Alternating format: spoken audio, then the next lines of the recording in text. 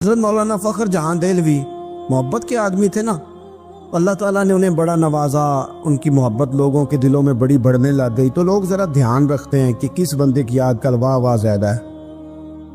یہ جو سیاسی لوگ ہوتے ہیں یہ توجہ رکھتے ہیں۔ تو بادشاہ نے دیکھا کہ اتنے لوگ عقیدت مند ہو گئے ہیں، ہزاروں کا مجمع جمعے میں جاتا ہے، بڑا رش ہے۔ اس نے ایک طوائف کو تیار کیا کہ جا کے نا تو معاذ اللہ اس طرح کی اداکاری کرو کہ الزام لگ جائے۔ اب بعض بندے اداکاری اس طرح کی کرتے ہیں کہ سامنے والا ویسے ہی پریشان ہو جاتا۔ وہ کسی نے کہا تھا مخلوق تو فنکار ہے اس درجہ کے پل بھر میں، سنگے در کعبہ سے بھی اسنام تراشے، تم کون ہو کیا چیز ہے داغ کبابی، لوگوں نے تو جناب مریم پہ بھی الزام تراشے۔ تو منٹ لگاتے الزام لگا دیتے۔ حضرت جمعہ پڑھا کے نیچے اتر رہے تھے، سیڑھیاں ادھر ادھر مریدوں کا رش تھا۔ سامنے اچانک وہ بی بی آ گئی۔ دلی سارا جانتا تھا کہ یہ عورت کیا ہے، کیا کردار رکھتی ہے۔ سامنے آ کے اس نے کہا السلام علیکم۔ شیخ نے گرد نظر جھکا کے کہا وعلیکم السلام۔ تو اس نے اس طرح گفتگو شروع کی جیسی بڑی جاننے والی نہیں۔ بعض لوگ بڑے چالاک ہوتے ہیں۔ پرانے زمانے میں ہم نے سنا تھا کہ فلانا شیشے میں اتار لیتا ہے، اب تو بعض بندے چھوٹی سی شیشی میں بھی اتار لیتے ہیں۔ بڑے تیز ہیں، بڑی باتیں آتی ہیں، بڑی۔ اس نے بھی بڑی طبیعت پوچھی، صحت کیسی ہے؟ وہ کمر میں درد تھا، اس کا کیا حال ہے؟ اب وہ جو سارے مرید پکے نہیں ہوتے، کچھ کچے پکے بھی ہوتے ہیں۔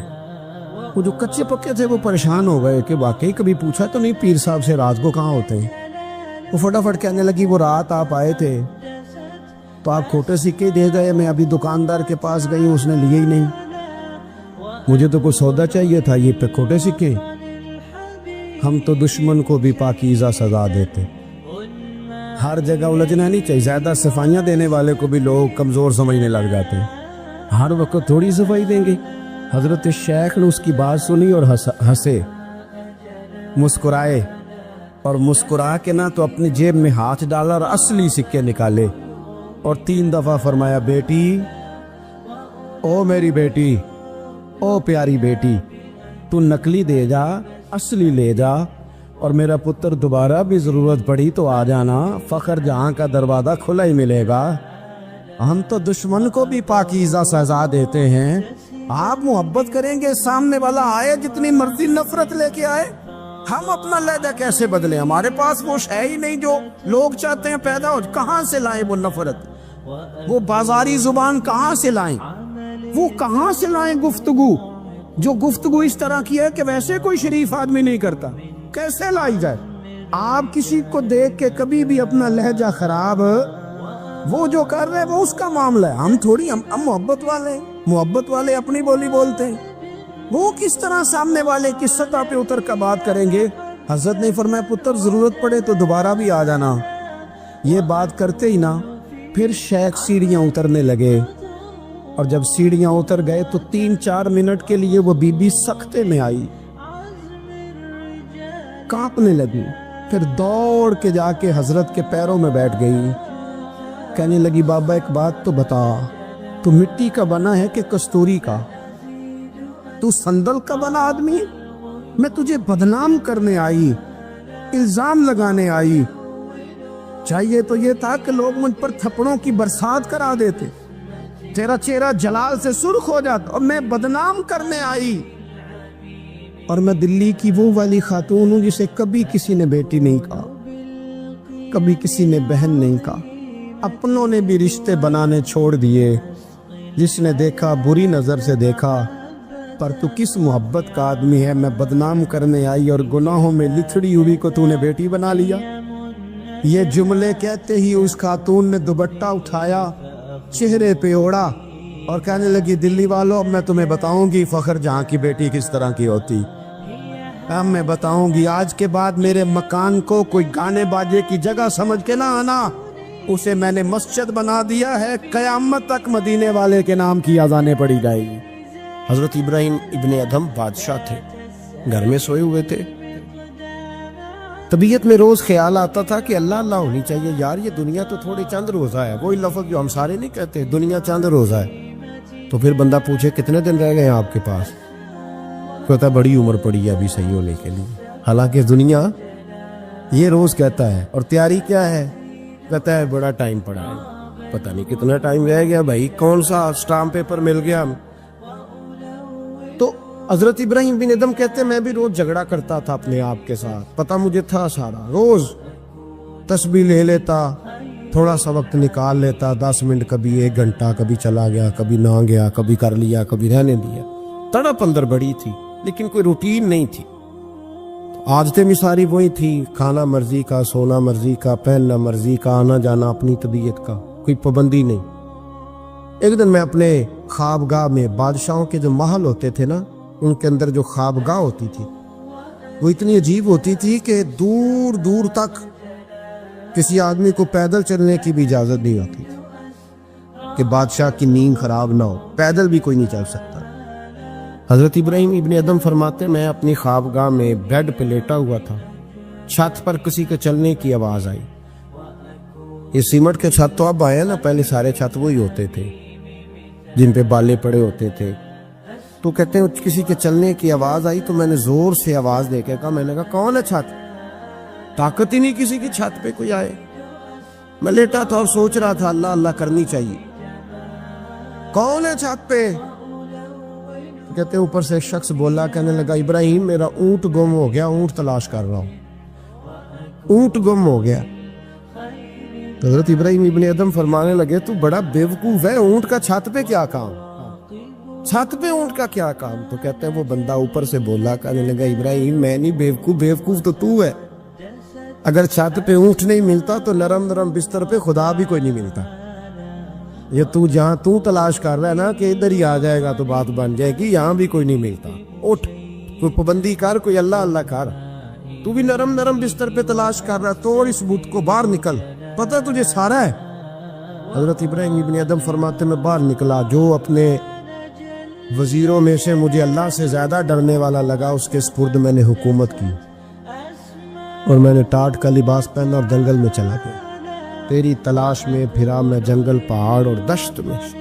फरमाते जिंदगी बिता दी, अल्लाह ने इतना नवाजा, इतना नवाजा।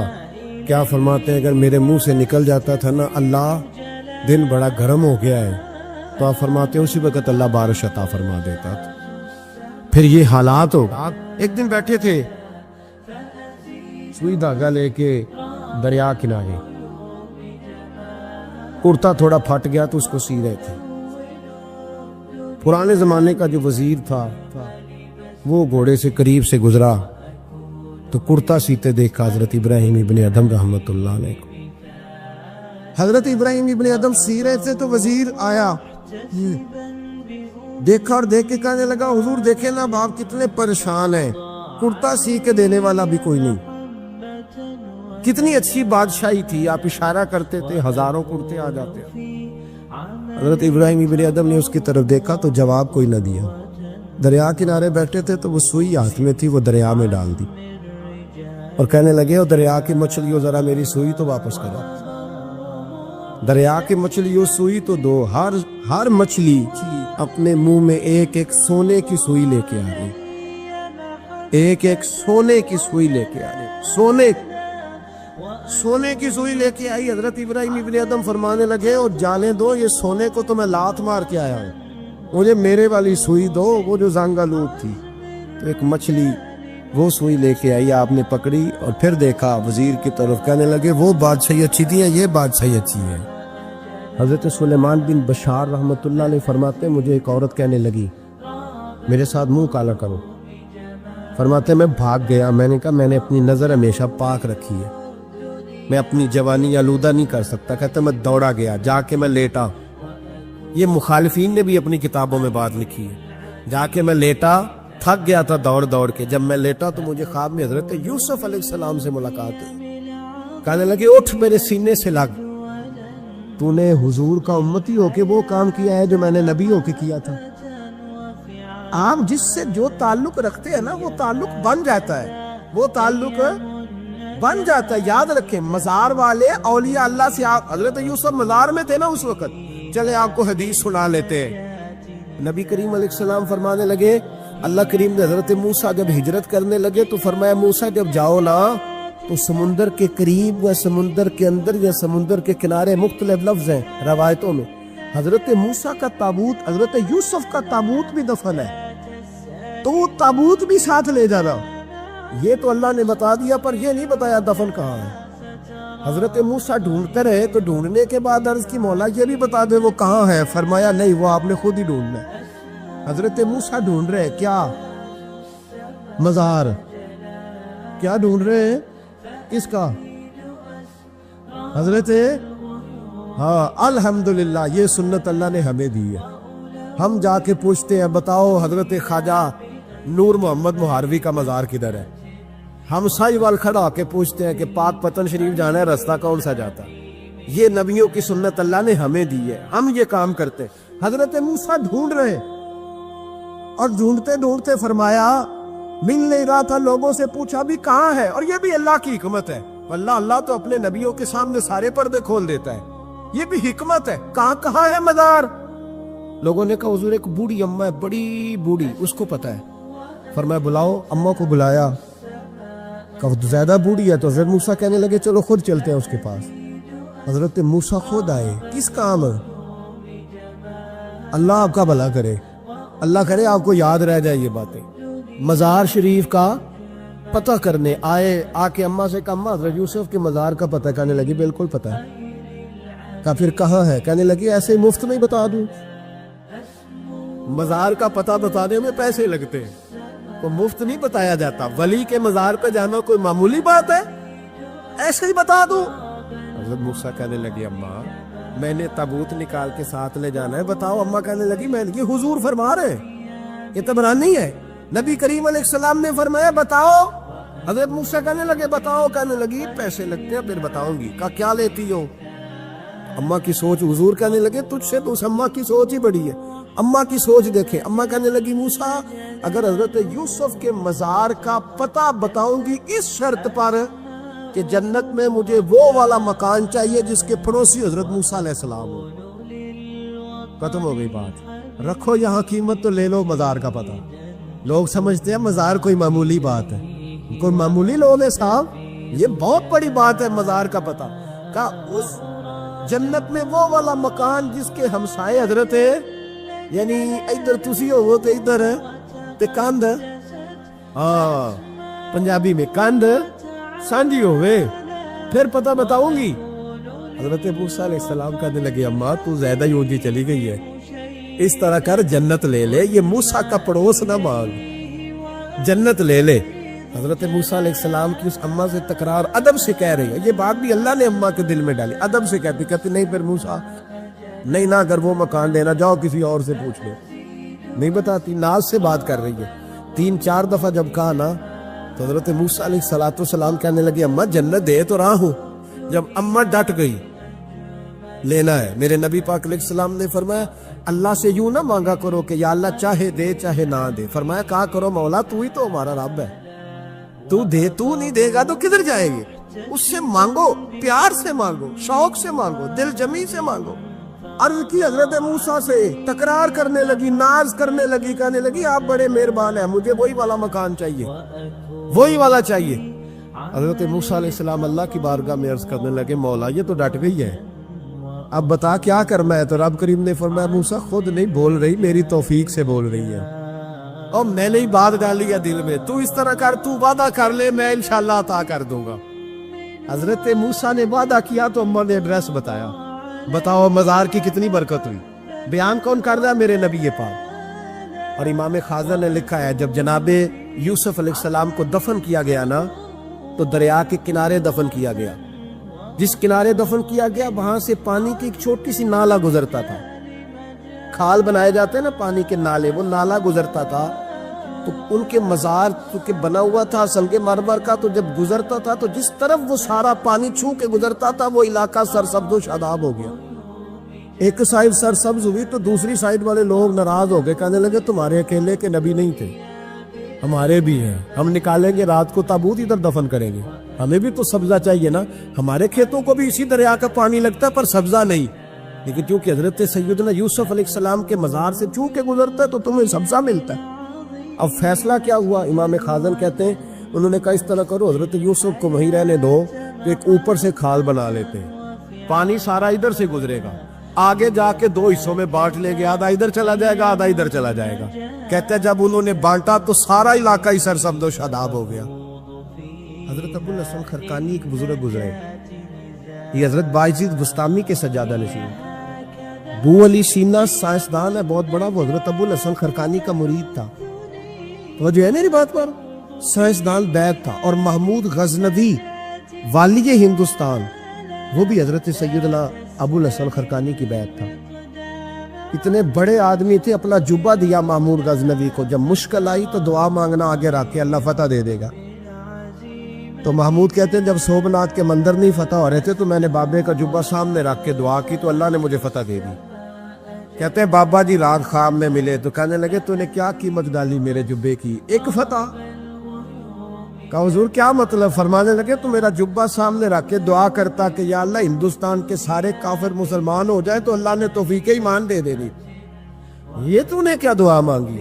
पर दामनी पे शेख हमारी ना जाइए, हम दामन न छोड़ दें तो फरिश्ते वुजू करें। ये क्या बात कर दी? एक फतह। बहरहाल बहुत बड़े बाबा जी थे, लेकिन उनकी ज़ौजा बड़ी सख्त मिजाज थी, सख्त डडी औरत। एक बंदा ना 3 महीने का सफर करके उनसे मिलने आया, दरवाजे पे दस्तक दी।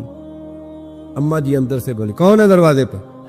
वो पहली झिड़की पे डर गया, इतनी सख्त बात, कौन है?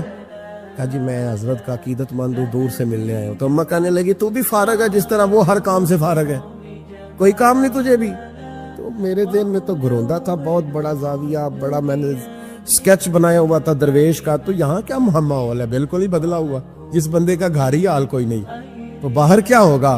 फरमाते अम्मा ने सख्त जुमले कहे। मैंने कहा है कहाँ? तो कहने लगी वो जंगल में बैठा होगा 10-15 मुरीद लेके, अल्लाह अल्लाह हो रही होगी, तू भी चला जा और दरवाजा ना दोबारा खटखटाना। कहते मैं बड़े नाराज परेशान हुआ कि यार ये क्या मंजर है, इतनी सख्त माहौल घर के अंदर हजरत के, और मैं 3 महीने का सफर। चलो वो पीरी मुरीदी वाला तो मेरा ज़हन बदल गया सारा ही, लेकिन मैंने कहा चलो आया हूँ तो ज़ियारत तो कर लो। कहते मैंने जंगल की तरफ मुंह किया तो हजरत अबुल हसन शेर पे बैठे थे और शेर उन्हें घर छोड़ने आ रहा, शेर पे। फरमाते मेरे अंदर फिर बदगुमानी आई, मैंने दिल में सोचा, मैंने कहा देखो बाबा जी से बीवी तो काबू आती नहीं और शेर पे सवारी की हुई है। हुजूर का फरमान है तिरमिजी में, फरमाया इत्तकु फिरासतिल मोमिन फइन्नहु यंजुरु बिनूरिल्लाह, मोमिन की फिरासत से डरो, ये अल्लाह के नूर से देखता है।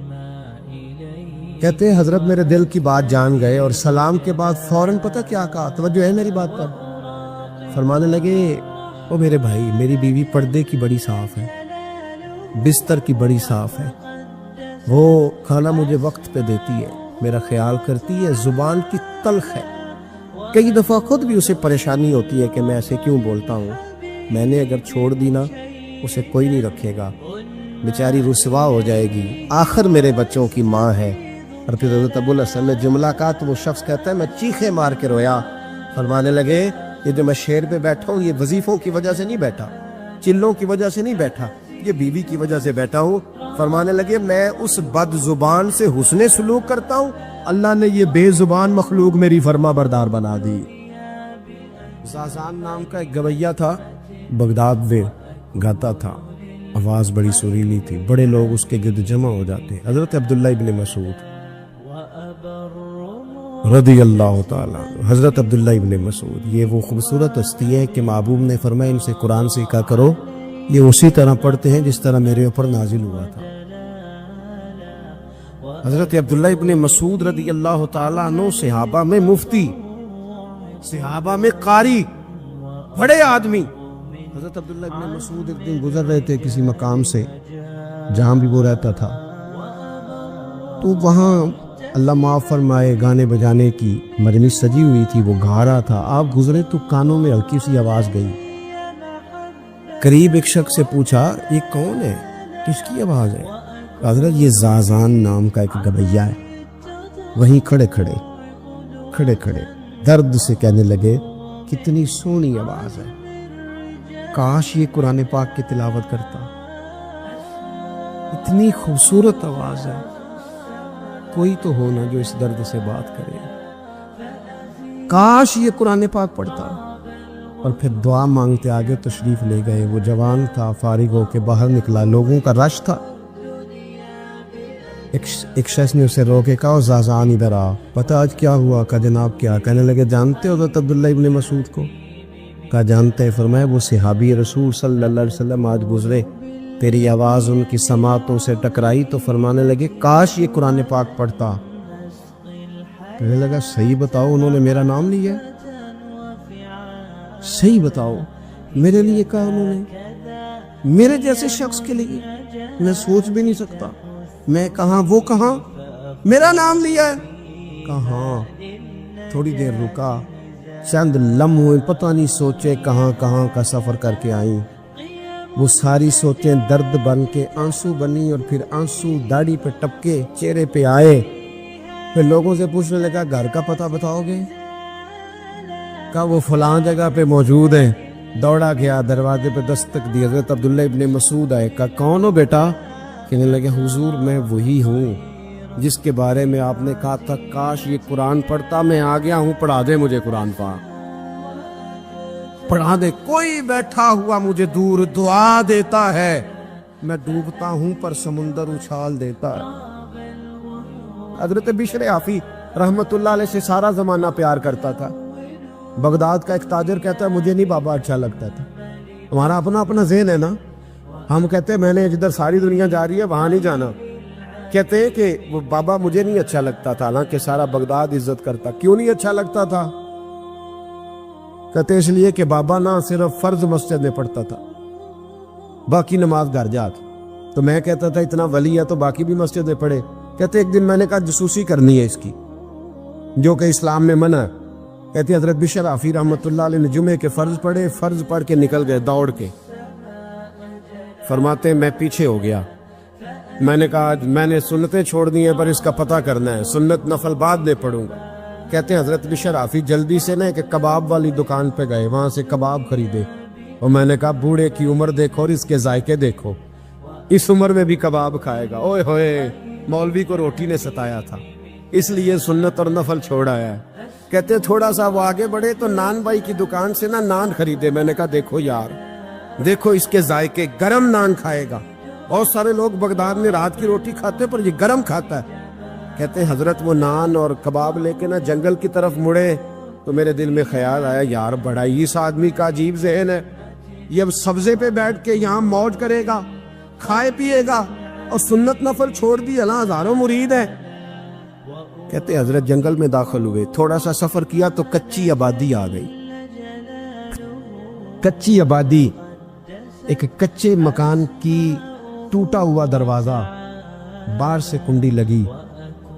بغداد کے ننگے پاؤں چلنے والے ہزاروں مریدوں کے اس پیر نے کنڈی کھولی، اندر گئے، ایک فالج زدہ بابا جی بیٹھے۔ کہتے حضرت بشر حافی نے اپنی پگڑی کھولی اور اس آدمی کے منہ سے پانی نکل رہا تھا، رال ٹپک رہی تھی۔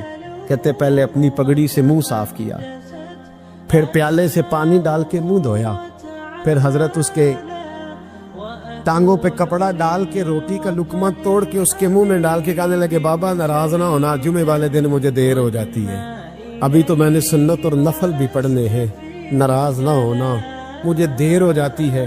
کہتے ہیں وہ بابا رو پڑا اور کہنے لگا بشر یار 14 سال ہو گئے تو روز آتا ہے، 14 سال، یہ ایک صدی کا قصہ ہے، 2-4 برس کی بات نہیں، 14 سال سے تو روز آتا ہے، میں پتہ نہیں کب تک لاش بنے پڑا رہوں گا، تو کب تک آئے گا؟ حضرت بشر حافی نے بابے کی آنسو پوچھ کے کہا بابا فکر نہ کر، آج کے بعد یہ جملہ نہ کہنا کہ تو میرے لیے بوجھ ہے۔ فرمایا لوگ سمجھتے ہیں کہ میں نے عبادت کر کے مقام پایا ہے، لوگ سمجھتے ہیں میں نوافل زیادہ پڑھتا ہوں، دنیا جانتی ہے کہ میری رات کی تسبیح زیادہ مضبوط ہے، اور میں ان میں سے کوئی بات بھی نہیں، میں تو تیری نوکری کرتا ہوں تو اللہ نے میری عزتوں میں اضافہ فرما دیا ہے۔ میرے رسول کریم صلی اللہ تعالی علیہ وسلم نے فرمایا جب اللہ کسی کو محبوب بنا لے، جب اللہ محبوب بنا لیتا ہے تو فرمایا تم تو تحفہ دیتے ہو نا، ادھر دیکھیے گا ذرا میری طرف، فرمایا تم تو تحفہ دیتے ہو، گفٹ دیتے ہو، دعا دیتے ہو، تم کہتے ہو میں تیرے ساتھ ہو گیا ہوں، میں تیرے ساتھ تعاون کروں گا۔ فرمایا جب اللہ کسی کو محبوب بنا لیتا ہے تو اللہ فرماتا ہے میں اس بندے کی آنکھیں بن جاتا ہوں، میں اس کے کان ہی بن جاتا ہوں، میں اس کی زبان ہی بن جاتا ہوں، میں اس کے ہاتھ ہی بن جاتا ہوں، میں اس کے پیر ہی بن جاتا ہوں۔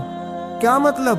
فرمایا آنکھیں بندے کی ہوتی ہیں، دیکھنے کی طاقت اللہ کی ہوتی ہے، زبان بندے کی ہوتی ہے، تاثیر اس میں اللہ کی ہوتی ہے، ہاتھ بندے کے ہوتے ہیں، قوت اللہ کی، قدم بندے کے، اور رفتار کی ہمت اللہ کی ہوتی ہے۔ جب اللہ راضی